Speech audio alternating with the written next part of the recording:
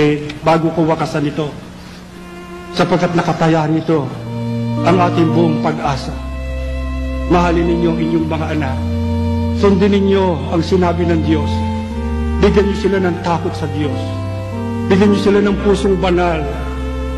At kung sakaling kayo maduduwag, matatakot kayo sa dami ng suliranin, sa dami ng problema, sa dami ng mga kahirapang naghahari sa ating paligid.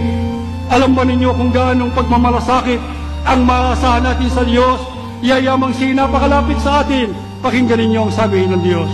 Ang Diyos na Panginoon, siyang magbabantay, laging nasa piling upang magsanggala. Tuloy mo sa 7. Sa mga panganib, ikaililigtas nitong Panginoon, siyang mag-iingat. Saan man naroon, ikaiingatan. Mga kapatid, nakikinig sa akin, ang mga kapatid nating narito ngayong galing pa sa iba't ibang bansa, bahagi sila ng iglesia. Yakapin natin sila, kahit hindi natin sila mga kalahi, sila yung mga tunay na mga anak ng Diyos, sila yung mga tunay na iglesia ni Kristo. Ang sabi ng Diyos, ang iglesia nito, ang mga kanib saan man naroon, basta't sila'y patuloy na sasamba at patuloy na mananatili sa iglesia, saan man sila naroon, sila'y iingatan, hindi sila maano kahit na kailan pa man. Alam ba niyo kung sino nagbabantay sa inyo pagka kayo natutulog sa gabi? Alam ba ninyo kung sino ang nagbabantay sa inyo sa buong magdamag? Kung sino ang pumupukaw sa inyo para masilayan ninyo ang liwanag ng umaga pagdating ng kinabukasan? Ang Diyos na kung minsan ay ating nakakalimutan.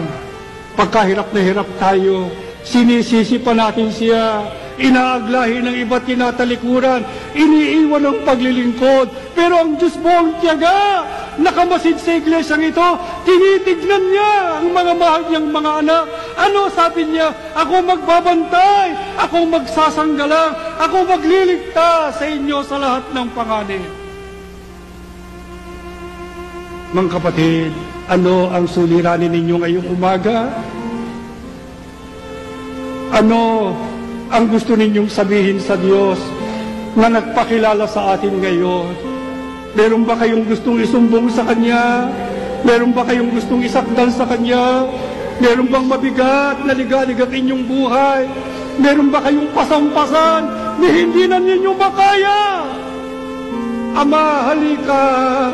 Halika sa templong ito, sa santuaryo hanggang sa tabernakulo, hanggang sa mararating ng tinig na ito. Ama, lukuban mo kami ng iyong malabay na kapangyarihan. Paspasan mo kaming lahat, palakasin mo lahat ng mga binisot manggagawa, lahat ng may tungkulin, lahat ng iyong mga tinawan. Tinatanong kayo ng Diyos, manghihina pa ba kayo? Mawawalan pa ba kayo ng pag-asa? Gustong marinig ng Diyos ang inyong sagot. Mga kapatid, uurong pa ba kayo? Tatalikod pa ba kayo? Iiwan ba ninyo ang pananampalatayang ito? O mananatili kayo hanggang wakas? Taas ang kamay ng mananatili hanggang wakas. Taas ang kamay, mga kapatid. Ama, abutin mo ang mga kamay na ito. Ang kamay ng iyong mga hinirang. 75 taon, pinagpalang mo, Ama. Pauwiin mo sila. Pauwi ng iyong basbas, ang iyong pagpapala. Mamatay kami. Yakap-yakap ang iyong pangalan. Baba ang kamay, tumayo kayo, tayo mananalangin.